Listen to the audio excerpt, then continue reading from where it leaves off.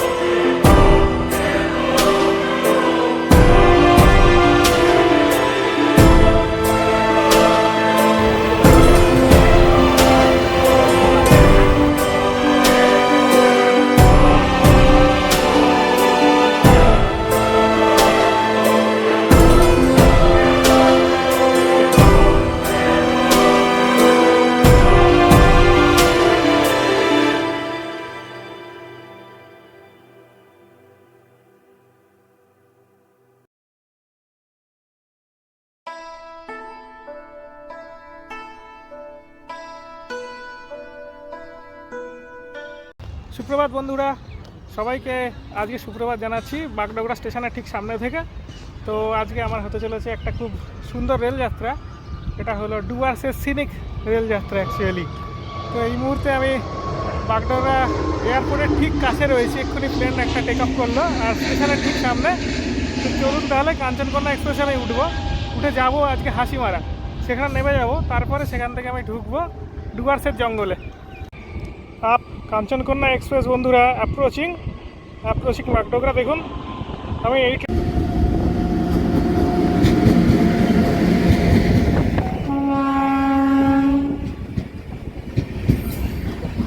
এই scenic train যাত্রার শুভ সূচনা ঘটলো বন্ধুরা।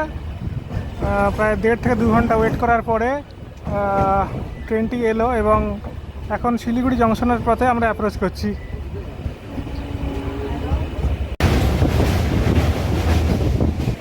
এই মুহূর্তে আমরা শিলিগুড়ি শহরের আউটস্কার্টসের মধ্যে দিয়ে যাচ্ছি। তো এখনও মোটামুটি পৌঁছাতে আমার 130 কিলোমিটার মতো পথ পেরোতে হবে। 130 kilometre still to travel. Siliguri junction station mean sea level থেকে 400 ফুট উচ্চতায় অবস্থিত শিলিগুড়ি জংশন স্টেশন।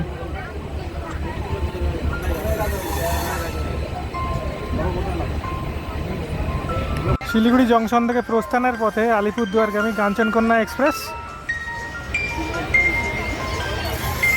এবার ট্রেনটি সেবকের লাইন দিয়ে ক্রমশ এগোবে ডুয়ার্সের পথে। এই মুহূর্তে শিলিগুড়ি শহর অতিক্রম করছে বন্ধুরা। অনেকক্ষণ ধরে শিলিগুড়ির ওপর দিয়ে যাবে, তারপরে আস্তে আস্তে ঢুকে যাবে ডুয়ার্সের পথে।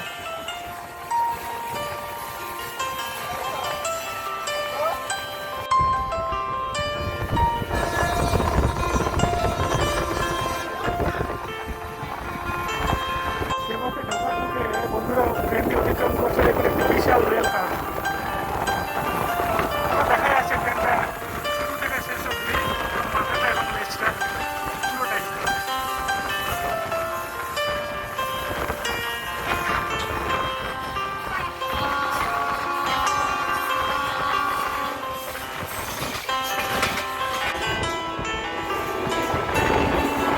এই মুহূর্তে আমাদের ট্রেনটি অতিক্রম করছে মহানন্দা ওয়াইল্ড লাইফ স্যাংচুয়ারি। এই যে জঙ্গলটি দেখতে পাচ্ছেন ট্রেনের বাঁ দিকে, এই জঙ্গলটিকে বলা হয় মহানন্দা ওয়াইল্ড লাইফ স্যাংচুয়ারি। এখানে পশু পাখির যে খুব একটা দেখা মেলে তা না, আবার ভেতরে হাতি আছে অনেক। আমাদের ট্রেনটি অ্যাপ্রোচ করছে এখন সিনিক সেবক স্টেশন। দেখুন এখানে অনেক কনস্ট্রাকশনের কাজ চলছে এবং ব্যাকগ্রাউন্ডে দেখতে পাচ্ছেন পাহাড়, কারণ সেবক জায়গাটা পাহাড়ে ঘেরা পুরো। তো এই সেবক থেকেই আরেকটি রুট তৈরি হচ্ছে সিকিমের দিকের, সিকিমের রংপো মার্কেট অবধি, যেখান দিয়ে টানেলের মধ্যে দিয়ে এবং ভায়াডাক্ট দিয়ে ব্রডগেজ ট্রেন লাইন যাবে একেবারে সিকিম অবধি।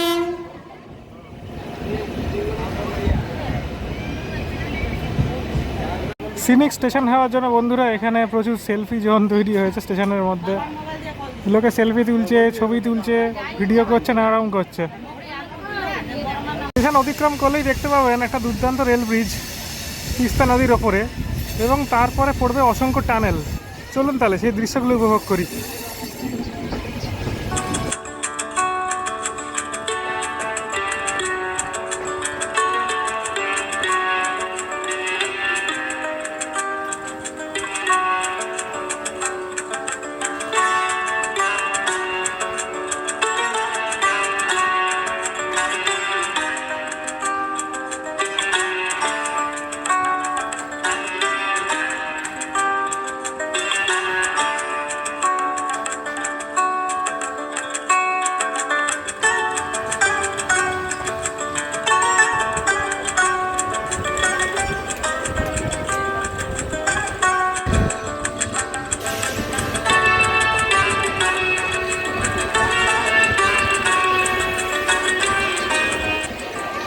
আমরা অতিক্রম করছি যাত্রাবাদের প্রথম টানেলটি।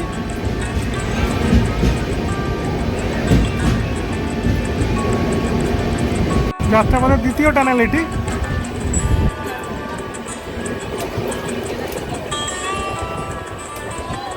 কথা সঙ্গে জানিয়ে রাখি বন্ধুরা, এই সিরিজ রেল রুটে পাশে পড়ে অসংখ্য জঙ্গল, মানে অসংখ্য অভয়ারণ্য, ন্যাশনাল পার্ক, যেরকম গরুমারা, চাকরাবাড়ি, জলদাপাড়া, চিলাপাতা, এই ধরনের ফরেস্টগুলো।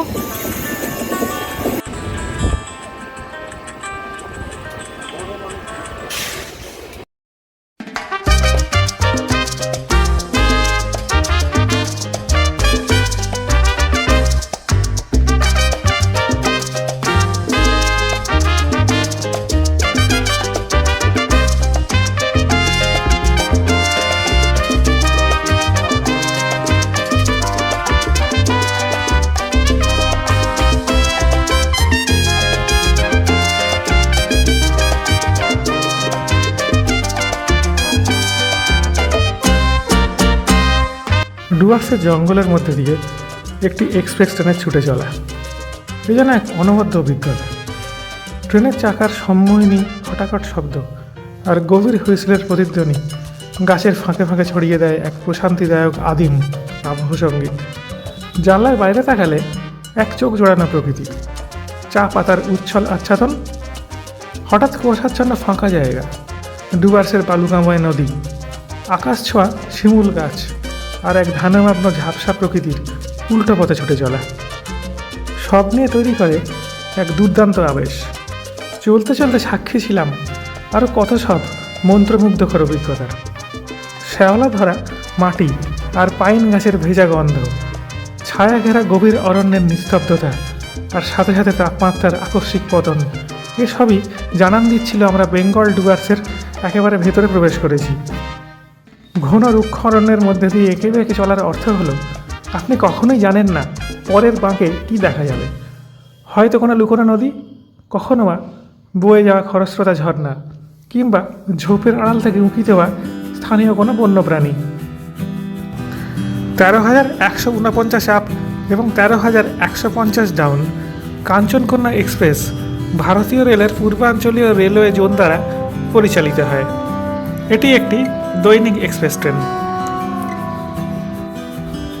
এটি কলকাতার শিয়ালদহ স্টেশনকে উত্তরবঙ্গের আলিপুরদুয়ার জংশনের সাথে যুক্ত করে এবং 748 কিলোমিটার দীর্ঘ একটি পথ অতিক্রম করে, যা কিনা ডুয়ার্স অঞ্চল এবং শিলিগুড়ি শহরের মধ্যে দিয়ে এক মনোরম যাত্রাপথের জন্য বিশেষভাবে উল্লেখযোগ্য।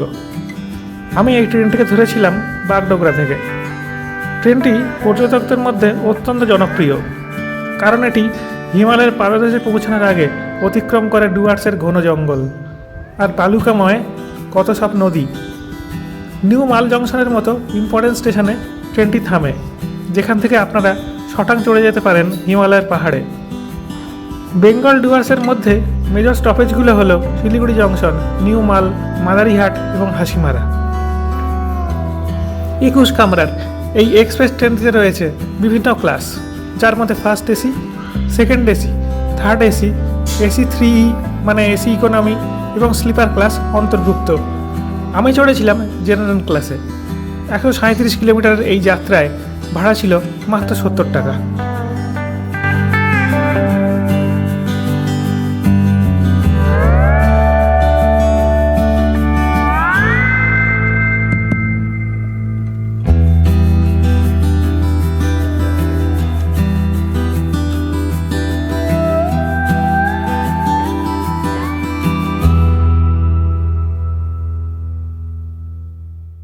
বন্ধুরা, এখন আমাদের ট্রেনটি চাপড়ামারি ফরেস্ট অতিক্রম করছে, চাপড়ামারি অভয়ারণ্য। তো এই চাপড়ামারি অভয়ারণ্যের মধ্যে দিয়ে আমি বেশ কয়েকটি ব্লক করেছি। আমি গেছি জলঢাকাতে, বিন্দুতে, ঝালংয়ে, এই চাপড়ামারির মধ্যে দিয়ে যেতে হয়। তো ভাগ্য সুপ্রসন্ন থাকলে ট্রেন যখন মুভ করে এই ফরেস্টের মধ্যে দিয়ে, তখন এখানে হাতি দেখা মিলতে পারে, হাতি বা অন্যান্য জীবজন্তু দেখা মিলতে পারে। তবে ভাগ্য সুপ্রসন্ন থাকলে তবেই সম্ভব। কথা প্রসঙ্গে জানিয়ে রাখি, কাঞ্চনকন্যা এক্সপ্রেস একটি ট্যুরিস্ট ট্রেন, বলতে পারেন একটি ট্যুরিস্ট ট্রেন। শিয়ালদা থেকে যাত্রা শুরু হয় এবং 748 কিলোমিটার পথ পেরিয়ে এই যাত্রা শেষ হয় আলিপুরদুয়ারে। পথে পরে অসংখ্য ট্যুরিস্ট জায়গা। মেন শহর হিসাবে পড়ে মালদা এবং শিলিগুড়ি, যেখান থেকে আপনারা ট্রানজিট করতে পারেন। শিলিগুড়ি থেকে আপনারা সবাই জানেন যে পাহাড়ের দিকে যেতে পারেন অথবা ডুয়ার্সের দিকে আসতে পারেন। এছাড়া এই ট্রেনটি গতিপথে সমগ্র ডুয়ার্সটিকে কভার করে, যেখানে পড়ে বিভিন্ন ধরনের অভয়ারণ্য, জলদাপাড়া, চাপড়ামারি, গরুমারা এই ধরনের এবং চিলাপাতা অভয়ারণ্য। আলিপুরদুয়ার থেকে নেমে আপনারা যেতে পারেন আসামের পথে। আসামে গেলেও আপনারা অসংখ্য অভয়ারণ্য পেতে পারেন। তো এই ট্রেন রুটটি অত্যন্ত গুরুত্বপূর্ণ। এটা নর্থ ইস্ট ফ্রন্টিয়ার রেলের আওতায় পড়ে। আর একটা খুব মজার ব্যাপার জানাই বন্ধুরা, হাতির পালকে ট্র্যাক থেকে সরানোর জন্য এখানে মৌমাছির শব্দ ইউজ করা হয়, এবং মৌমাছির শব্দ যদি একসাথে বাজানো হয় তাহলে একটা অদ্ভুত শব্দের সৃষ্টি হয় আর কি। তো সেই শব্দ হাতি পছন্দ করে না এবং ট্র্যাক থেকে সরে যায়। আমি উঁকিঝুঁকি মেরে চেষ্টা চালিয়ে যাচ্ছি যাতে কোনো বন্য প্রাণীর দর্শন পাই। আর কিন্তু এখনও অবধি পাইনি। একটি ময়ূর দেখতে পেয়েছি।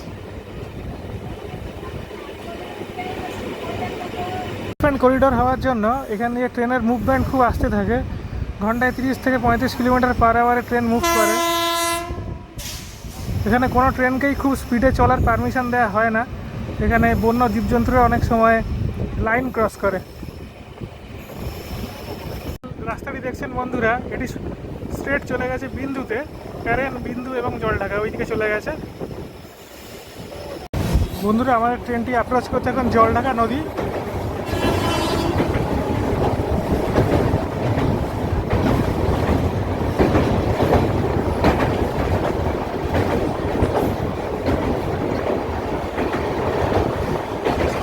জলঢাকা ব্রিজ অতিক্রম করার পরে আমাদের ট্রেনটি ঢুকেছে নাগরাকাটা সিনিক রেল কার্ভে। কতটা বেঁকছে দেখুন ট্রেনটা, এখানে অনেকটা বেঁকছে। ডান দিকে পড়ছে চা বাগান, বাঁ দিকে পড়ছে ক্ষেত। দেখা যাচ্ছে পরিষ্কার ট্রেনের লেজটা ব্রিজটা অতিক্রম করে বেরিয়ে চলে এলো।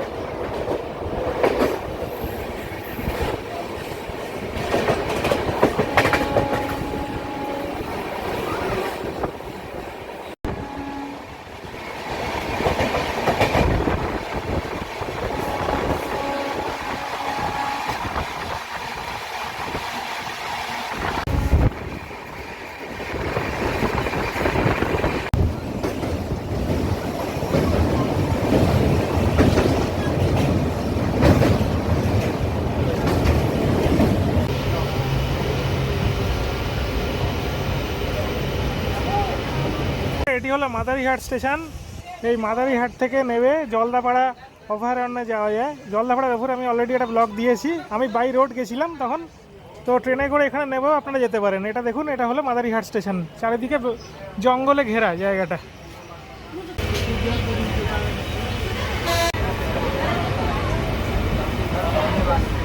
আমরা পৌঁছে গেলাম হাসিমারা রেল স্টেশনে। এখন মুষলধারে বৃষ্টি পড়ছে বাইরে। দেখুন ট্রেনটি দাঁড়িয়ে আছে, সবাই নেমে গেছে যাত্রীরা। তো কেমন লাগলো সামগ্রিক যাত্রাটা একটু বলে কমেন্ট করে দেবেন। আর সবাই এইভাবেই ভালোবাসা দেবেন, সবাই ভালো থাকবেন, সুস্থ থাকবেন, keep travelling, keep enjoying your life.